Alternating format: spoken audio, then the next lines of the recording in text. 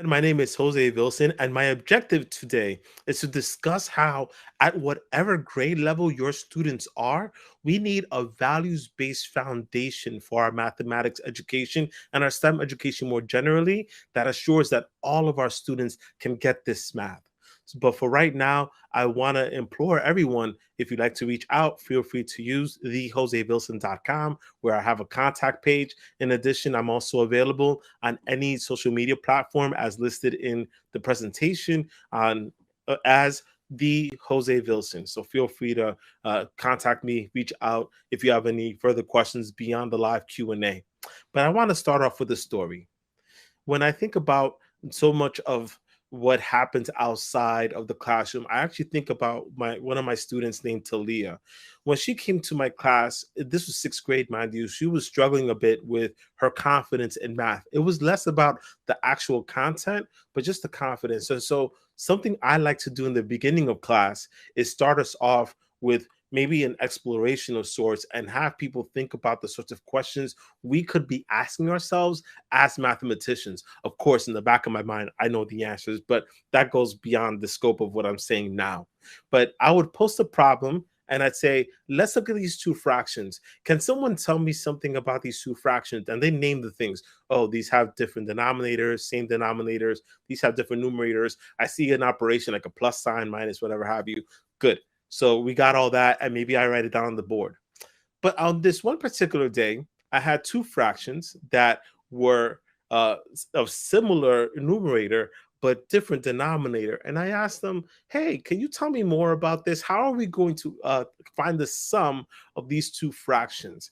And a bunch of the students were scratching their heads, and some of them were like, well, I don't really know how to do this because they don't have the same denominator. And I said, well, what's wrong with having this different denominators? And Talia says, and I quote, well, if they don't have the same denominator, then this is not fair. What? It took me years for somebody to say something like this. But she said the thing that I finally was grasping for all these years. And that is to say, wait, tell me more. Well, if we want to add these fractions, then we have to make sure that they're equal parts so that it's easier for us to compare, to contrast, and then find the sum or the difference depending on what it is. And I said, oh, it blew my mind. I could not believe it. And so over time, the students then started developing their own theories as to how to approach the problems. And they went about the math in multiple ways. And I just said to myself, oh, so I could have been doing this all along rather than just go with a procedural method that said, well, if you just find the different factors and multiples and so on and so forth, I could have just asked them whether or not the fractions were fair. And so it got me to thinking about problems very similar to this and how children have an innate sense of fairness already instilled within them. That's wild to think about. And so if you have children who are already thinking about the world in terms of fairness and justice and who deserves what, then it's very easy for us to think about how fractions ought to work. And so it's our job as educators, as community members, as whoever the adult facing figures are, or even within our peers, it is our job to activate that within our students in the ways that they represent the math that's in front of them. And we often want to think about math as a exclusionary topic, but really we can build towards a math that's more inclusive, that's more representative, and that allows for more students to be thoughtful about the math that's in front of them. And when I think about common denominators more generally, it almost works like a metaphor, doesn't it? It's a metaphor for all the things that we want to see in common and the ways that we want to compare and contrast things in our daily lives. I think to the works of folks like Robert Moses, Bob Moses, for those of you who are familiar, he was a legend in two fields. The first being the civil rights movement, not just one of the original freedom riders, but someone who organized all across the South to ensure that more people got voting rights. And he actually started his career right in the Bronx here in New York City, and actually said, you know what, I need to go down there because that's calling me. That's activating a sense of purpose in the work that I need to do. And so he took that mathematics education brain and brought it down to how he helped organize people down there more generally. But then he's a legend in the second game as well, which is the mathematics education field, right? Which was so neat. It is so necessary for us to think about how we get civil rights into math education. One of my favorite quotes of his is the following: the leadership is here. If you go out and work with your people, then the leadership will emerge. We don't know who they are now. We don't need to know, but the leadership will emerge from the movement that emerges. He so deeply believed in people that as an organizer, he did not see himself as just leading the movement. He saw himself as trying to imbue a sense of leadership amongst the people and letting that be cultivated. Think about the power that that has, not just for the adults who are in the space, but also for the children that he ends up serving over time. And so, of course, I implore everybody to go get his book, Radical Equations. But I also want everyone to think about all the lessons that he left for us within that text. Think about how historically, ancestrally, and contemporarily, students already come bearing gifts to our classroom. And so within that, we have to recognize that math is also one of those subjects that allows for us to build a better world, but also allows us to tap into students' prior knowledge and activate that as a way for us to build their future knowledge and the things that they're going to do. And for many of our communities, we also understand that there's a difference between schooling and an education. Schooling is all the processes and the things that society has built to try to at least some assure some sense of public education or public good, but these are all the processes that come around, right? As opposed to an education, which is all the lessons that students were supposed to learn, irrespective of whether or not those happen in school or not. And for us who are educators, it also means that there's the explicit standards that are preferred in our classrooms, but there's also the implicit signals they get from us as to whether or not A, they're even going to belong in our classrooms, but then B, do they have what it takes to further their mathematical knowledge? And so, what I would contend to everybody is we as educators are consistently trying to get kids to see themselves as math people because the math is already within them. And that's the education that they get from us, whether we explicitly say so or not. And so that's where high expectations really comes into play because we're building a foundation where even when we don't say it, we have to show them through our own actions that we actually believe in their mathematical knowledge. So that brings me to story number two. I think about at least a couple of classes that I struggle with, and this was an eighth grade class.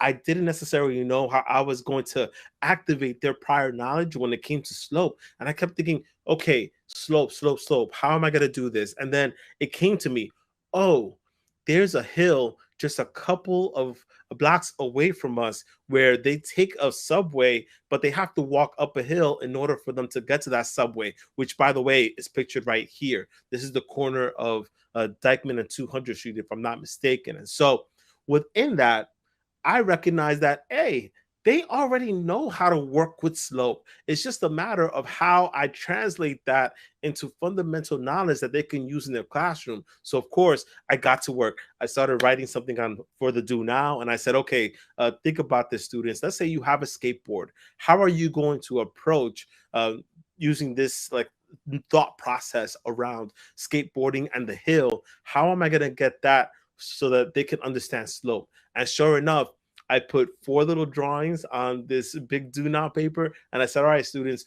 which of these do you think is going to go fastest? Is it the student who's going up the hill, down the hill, the one that's staying flat, or the one where there's no hill at all? And of course, sure enough, there were various arguments that happened within the classroom. And then I thought I was a genius because I said, okay, it's working in class 1, but maybe it won't work so well in class 2 because that class is supposedly slower or whatever the name is. And they give them different names like they're disabled or they don't have all the necessary requirements or they're not honest, yada, yada. I tried it again in class number 2. And there again, another conversation about how one student may have said, well, that student is going to totally fall on their face because they're on a skateboard. And then the other one said, well, like if they go up, they might actually go back down faster. And they got into these really rich arguments about slope in a way that I hadn't imagined prior to me creating this lesson.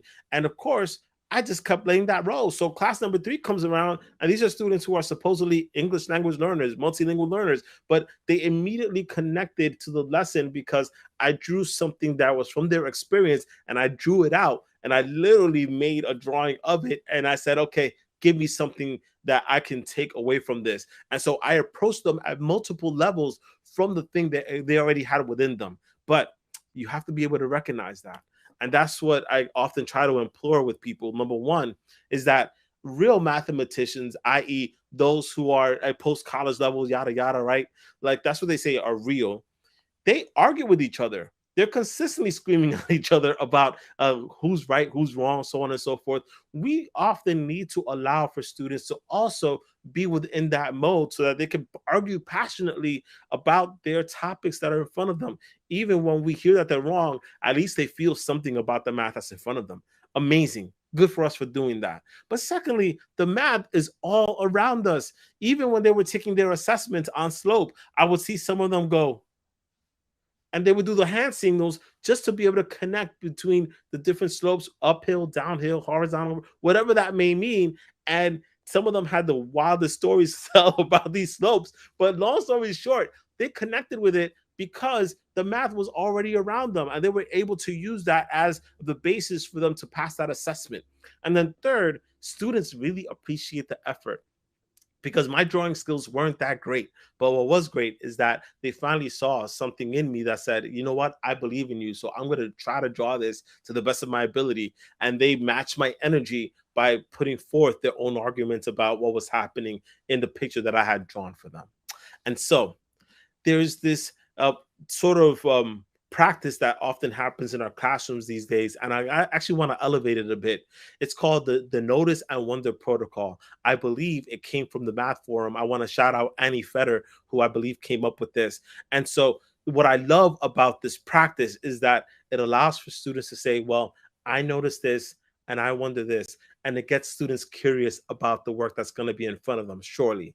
But then it's applicable for any level and you could be in pre-K, you could be in 12th grade and beyond. When you want to notice and wonder things, it's applicable everywhere and even across different content areas. And you could do simple things like leave up an image and let students post their observations, whether they want to do so quietly or they want to write a post-it note, put it on the board, or they want to debate each other about what they've seen. But then within that, I also want to add just a little bit more, which is already know. So what do you notice? What do you know? What do you wonder? And what do you already know? The notice is about the present. So what do you currently see? The wonder is about the future. And of course, we should always be thinking more futuristically about the work that we're doing. But then what do they already know is about the past and what anchors them in the thing that they've already been learning. Because we want to activate students' prior knowledge in the way that they do things. And already know is a recognition of a culmination of experiences, because we're not the first people to teach the math, right? They got all these math experiences all throughout. Already know is a recognition of a culmination of experiences and expertise that narrows the possibilities as to what's the right answer, what's the wrong answer, so on and so forth. And so it allows for us to say, well, if you already have an experience about this thing, then you already know it can't be these answers or those answers. It can only be this set. So let's build from there. Also, why not activate students' prior knowledge, right? None of them are blank slates. We want students to do the following as per the Common Core practice standards, right? We want them to make sense of problems and persevere in solving them. We want them to reason abstractly and quantitatively. We want them to construct viable arguments and critique the reasoning of others. We want them to model with mathematics, use appropriate tools strategically, and attend to precision. And of course, look for and make use of structure. These are good mathematical practices, and we're building that into our own work constantly and consistently, surely. And we're doing that specifically with students in mind. And yet, why wouldn't we think about these same sort of techniques for the rest of the world. And so our mathematics classrooms can be laboratories for how we do these practices, not just in a math context, but in a whole life context. We want students to be able to do this in their regular lives. We want them to be able to make sense of problems and persevere in solving them. We want them to reason abstractly and quantitatively wherever possible. We want them to construct viable arguments. Make a good argument and make it evidence based, of course, and learn how to critique well the reasoning of others. And of course, you can model with mathematics in real life too, and then use appropriate tools strategically. There's a plethora of times when, as I was learning how to cook, I needed to know what appropriate tools to use. And there are times when I didn't use the appropriate tool, and of course, I paid the price. But with that said, when I ended up learning how to do the right things, my food came out better. Real life math, isn't it? Attending to precision, of course, and look for and make use of structure at any given time because it's all around us. The architecture, the environment, all these different things always build off. So math is really just a language of life. Now, people say, well, was that your best student that you were showing there? No. A lot of students have multiple labels attached to them, but we don't do this work regardless of who they are. We do this because of who they are, because they are multilingual learners, English language learners, because they have an individualized education program, because they have some form of disability, which, by the way, has rarely, if ever, actually kept me from teaching students, right? These names that we consistently add on to students are just pathways for me to say, how can I scaffold this for you so that you can get the math that you deserve, right? All these different labels, they live in poverty, they're constantly in trouble, yeah, so on and so forth. And yet and still, when I ask them to model some math, they're able to do it because they have a teacher who believes that they can actually do it first. And then if they get it wrong, that there will be a safety net for them just in case they need the help. And so I consistently tell students that we're thinking more deeply about the work so that they can actually build for themselves and open more doors. I think about my student named Steven, my very first year. He was an eighth grader, super smart, super duper smart at math. However, so many of the labels that came with him included words like lazy, didn't want to work. But then over time, as I built relationships with him, and with so many others, I started to recognize that Stephen wasn't lazy, is that he didn't see the point of having school because he didn't care for the education, because he was having problems at home. I wasn't able to connect well with any adult, much less someone like me. But of course, I insisted.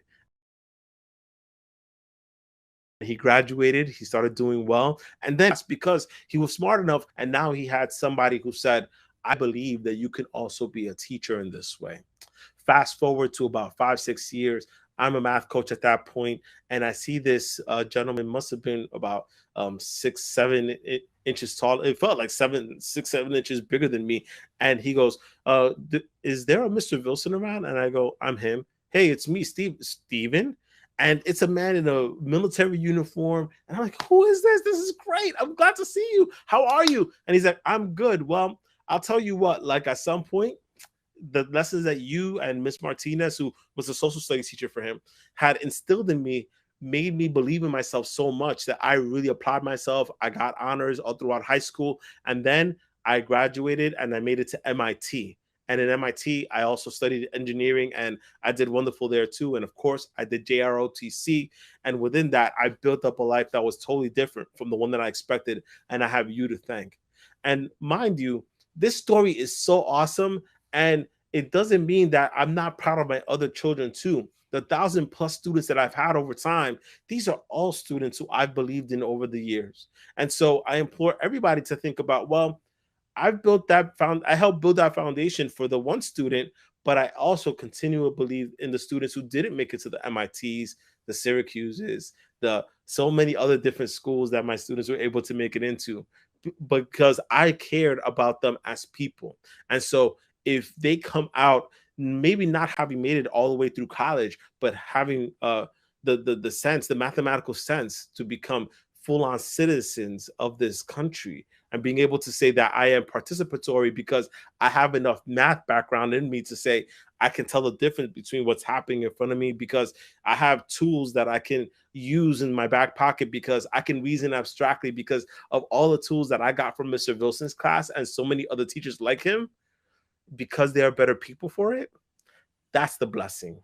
And so I'm proud of all of my students in this way, because something else that I've learned too is that most of my work as a math teacher isn't actually really math. I'm pretty good at my content and I'm blessed to have all that in my background, but it's not about them as math people, right? It's helping students believe that they can also do the math.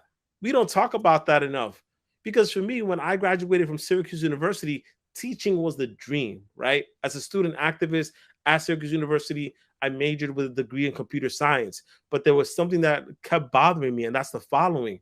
I kept saying, there are so many students who could benefit from having an opportunity like this. Why not grant that to so many others? And so when I went into teaching, I went into it because of the students who I would be serving, because I kept hearing all the stories. I watched all the movies, and I said, no, I can do so much better. I can open doors for them because of my content knowledge, but also because of my pedagogical prowess and my orientation around their own backgrounds, which were very similar to mine. As someone who did grow up on the Lower East Side, I did grow up in the projects, and I saw what poverty would do to so many of my brethren and so many of my people.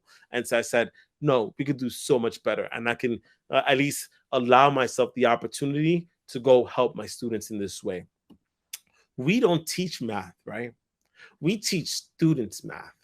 It doesn't matter what content area it is, to be honest with you. As long as we have what we need, we can actually teach them well because we believe in the students. So no matter what the content area, I'm still going to say to myself, what's the education that they need and that they deserve? And do I expect that they're able to meet that, because I have built a foundation of values that ensures that they can do this?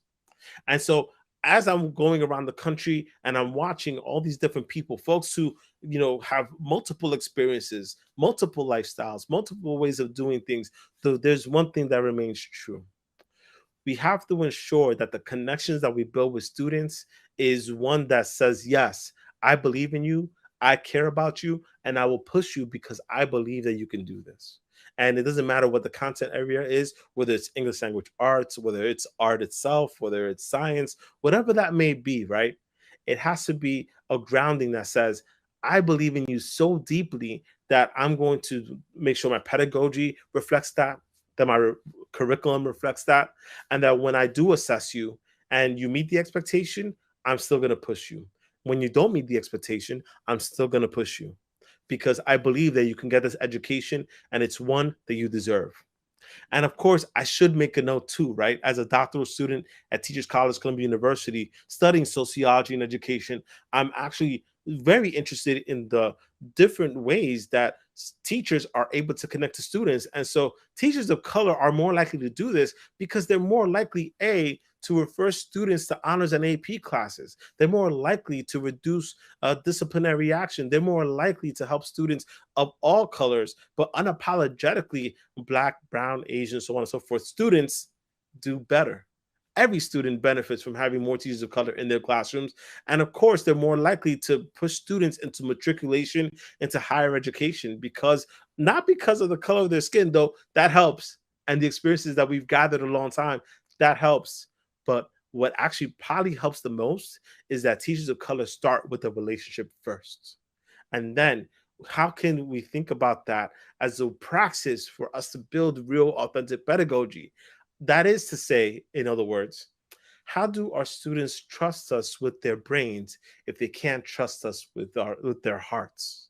And so these values matter. They consistently matter, and they get when they get welcomed into classrooms, they have to feel like they belong. They have to feel included in one way, shape, or form. They have to see that maybe their work is displayed, and if not, are their activities displayed? Do they see their name somewhere? Do they feel acknowledged? Do they feel welcome? And then over time, is that a thing that you do, or is it just like this one thing that you do the first day? Are you consistently building that repertoire? And then are you doing that for the community members, not just the parents, but also the titis, the uncles, the abuelas, whoever that may be, right? All the different community members that consistently want their best product, i.e., their child, to come to you. That matters a lot. And so when we think about math, in order for us to change math and the way that we perceive math, we have to change that relationship that math has to society and to us too. There's no such thing as a math people. Every person is a math person. It's just a matter of how we instill in that. Because I believe we can do this. We can't leave the touchy feely stuff to the humanities, right? Like those of us who are in STEM based classrooms also have to put our best foot forward and show that we care about the students that are in front of us. We can teach students to see their own power within our pedagogy. Think about my story with Talia, right? How when I asked the questions, oh, I knew the answer, but the mere fact that she came up with the answer and I not only acknowledged it, but I made it part of my pedagogy allowed for her to feel more empowered within the work that she was doing. It's more than project based too, right? Like we can do a bunch of projects, but then it's also relational based. How often do we get to say hello to our students? How often do we get to eat with our students, or maybe connect in one way, shape, or form? Or do we go to their after school programs? Do we see them outside of the classroom context, or even within the classroom context? Are we aligned as people? Informally too, they actually learn, our students, they learn if they're good or bad at math from us. Too many times when I speak to people about math, the first thing they go to is not the content, it's who was teaching them the content. And that signals to me that the person who's actually delivering this content, even if even if they tried their best, it may not have been good enough for that one student, surely. But probably more importantly, is that the student just felt isolated or walled out from the experience of having math. Whereas if they had a teacher who was able to include them, they may have felt better about the prospects of their mathematics thinking. And so math for me is just a language for justice. Mathematics allows us to see multiple things around us as a way for us to make things more fair, more equitable. That's why the word equal is in that word, isn't it? When we think about fractions, fractions are fairness, surely, but exponents are stratification and how separate things may be and how much more together we could be if we just make sure our decimals are aligned. When we think about equations and inequalities, these are all just relationships. Equal sign does not mean answer. It means make this thing balanced with this thing. And when it's not balanced, we are able to name that as more than, less than, more than or equal to, less than or equal to, or not equal. Ain't that right? Units are context because people argue, well, isn't 2 plus 2 equal to 4? Two of what and two of what? Because when you add 2 apples and 2 oranges, you don't get 4 oranges, do you? Or 4 apple or something or other, right? You get 4 fruit. Oh, so these 4 things are all fruit. So we're all talking about the same context. And so the context matters for the work that we're doing in our mathematics and beyond, isn't it? That's pretty basic. And mathematical practices, life practices, we did talk about that, but I want to elevate that just a little bit more to say when we think about math as a way of life, then it's no wonder why so many of our students don't connect to it, because the only times that I've ever heard somebody say, how does this math connect to real life, is when students don't feel like they have a connection to the math itself. And so we're meeting students where they are for sure, so they can go higher than they perhaps knew they could. Because high expectations isn't just about the peak or the summit that we can see, whether it be college, master's, so on and so forth, this high paying job. It's also about the foundation that we leave for students underneath. If you've ever been hiking and you ever felt like the ground underneath you was going to fall, then you would stop hiking, wouldn't you? But the minute that you found like the ground underneath you was hikeable, then you said, "Oh, the summit is possible because the foundation underneath me allows that to happen." But we build the foundation in our work, in our math, in the very simple things that we do. And so I implore everybody to think about how we can activate the math that's already within them, every single one of us. And don't let the debates about what kind of standards are being put in front of us or tracking the no. Let's think more deeply about what we want students to get out of our math classrooms, and then whether or not our efforts to give students more math are not just equitable but aligned to the interest that gets served individually, but then as a community, as a society. Our students deserve so much better than what we're giving them at this moment in time. And we could do so much better right now if we just apply ourselves and think about how justice and belonging allow for our students to feel included in every single one of our classrooms. Let's open all the doors. Thank you. I see a question. Hi, Shante. How's it going? Syracuse University in the house. Things are going well. Things are going well. Um, Something that I'm thinking about as we finish our presentation, again, I'm going to let folks pop in with a little Q&A, is generally we see now a movement to try to like push math to become more and more narrow, even as so many of the folks who you've probably heard up to this moment in time are trying to be more expansive about what math could possibly look like, and good enough for doing that. I think it's really, it bears repeating for so many of us that like it does matter not just like what's being done, but then who's actually doing it and the diverse perspectives that we can actually pull in when it comes to the math, and how that allows us to be more thoughtful and expansive about what math could look like. That really matters a lot. And so, one way that I'm thinking about belonging, and thank you, Libya, of course, shout outs to you, is I think one way we could take this belonging work is really to think deeply about like how students make meaning of what that looks like. Um, so much of what the student experience is still like, even after we consistently use words like student centered, student centered, student centered. But I rarely get to hear students actually tell adults often about how they're experiencing or how they're reflecting upon the math that they're learning. I'd be curious as to how many students are actually allowed to be more participatory about the math that they're learning, being able to get engaged. And by the way, asterisk, not so that like, not so that they can actually hear or should I say repeat what adults say or be able to mimic the way that we talk about math, but that so they can bring in their own set of understandings and a new way of thinking about this math. I think that it's appropriate for us to actually ask the folks who we're trying to get this knowledge to how they're interpreting what we're trying to deliver, if that makes sense. And so I would say even since I was a student back in the 90s, I kept hearing words like student centered, because everyone wanted something that was more personalized for each individual student, which I respect. At the same time, it means that we've now had a few decades where people are trying to wrestle with this notion of what it means for students to be able to speak up and out about the math that they're learning.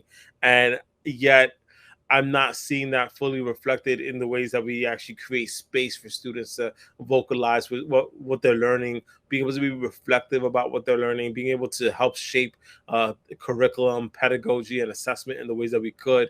And of course, we know that assessment over the last, I would say, 20 years has been more and more narrow over time. So it's become a lot harder for communities more generally to embrace something that's a little bit more open. But I think it's appropriate for us to start building out what that means for students to feel like they belong in math classrooms. I think a big part of that has to be that agency and that connection, that connectivity, which I think a lot of educators do now, but I don't think it's broad enough yet to the point where it feels like it's a standard way of being or it's a modus operandi. So that's one way of approaching this. And thank you, Olivia, for, or excuse me, Doctor, Doctor, for that question there. Thanks. Okay.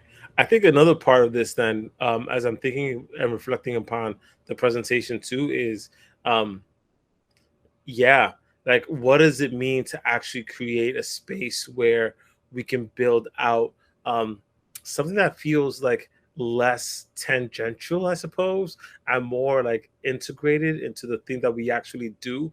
A big part of that might just be like this thing we've always been talking about, which is backward planning, right? What does it mean for us to like take something that's instructional and say, let me go from like what the end goal is supposed to be, but then that end goal, instead of it being whatever the standard is, like actually build out something where we say, this is a sort of expectation I have about how students are going to meet that initiative or meet that standard. So, as an example, right, I talked a little bit about the slope piece. When I was planning for that unit, of course, I had the standards in mind because the Common Core was right in front of me. And I said, okay, this is the thing that we need to make sure that everybody understands. But within that, some of the practices I was hoping that my students would get, and I think that they achieved, was that they were able to visualize what it meant to actually build out a slope, as opposed to just getting this broad definition or even like this, I guess, narrow definition, frankly, which a lot of people get. Like they go look it up in the dictionary, and they say, okay, that's what a slope is, as opposed to trying to make meaning of how slope gets interpreted in their own lives over time, and then how they're able to then make meaning of it when they see it on a graph, when they see it on in an equation, when they see it in the table, when they see it through multiple representations. Generally, it seems like when we talk about a given standard, we should also be very thoughtful about how we couple that with what we expect the students to be able to do, and then how they're able to fully embrace and interact with it, even if that the context doesn't necessarily allow for them to like explicitly say, oh, it has to be a slope and I gotta go do this, then the third, as opposed to saying like abstractly, like this slope tells me this, which means Y, which means Z. And good for us for allowing for students to be able to abstract, because that's what adults do all the time. Adults don't go around with the calculator saying, oh, this slope means this, that, and the third. Adults say, okay, estimated, I probably shouldn't go this way because this ramp is a little high, or this slope is going to be perfect for what I need to do because based on my like internal calculations, I can make sure that my skateboard, my car, my vehicle, my carriage, which, you know, yes, like when you're walking with a stroller, you usually don't want to walk up a hill unless you absolutely need to. But these are the ways that like they just get applied, and over time, like we internalize what we learn, and that makes a lot of sense for us too. So thank you for that. Yes, yes. So as I'm reading the comments, by the way, I want to shout out those of y'all who are engaging in this too. Thank you, Danielle. Appreciate you. Um, Something that occurs to me too is that yes, there is always a dominant way of doing things and a dominant way of being, and you know it doesn't always get to the folks who really need it the most. Like people say, like that math folks or STEM folks more generally, like they have a very rigid way of doing things, and notions of culture, of belonging, of justice, and all these other like big lofty ideas shouldn't find their ways into the math classroom, as opposed to the argument that I'm trying to create here, which is that to the contrary, when we create these walls, it actually creates more of an impetus for actually for us to like get deep into this work and get deeper and deeper about how we approach what we do. Because in my mind, for example, I would prefer the teacher who may not as know as much about the content, but actually can teach well, because the teaching well usually includes building some form of connection, trying to relate content to students, and being able to work through together through a process that ensures that they can apply that product of content heavy people. Is it becomes so much about the content that they forget about the process, and that like we can't use that process as some sort of exclusionary filter to ensure that less and less people are able to access the math. Like that's not equity, that's not inclusion, that's not belonging at all. We have to be able to think about how being so deeply connected to students allows for us to say, okay, if I can get with this process with you, if I can build this process out with you, if I can learn with you, then we'll be doing much better for the things that we're trying to do, as opposed to just giving you content and saying, okay, if you don't get it, then you don't belong. Like that's wholly inappropriate. Um, Okay, I'm seeing that we're getting the cut signal.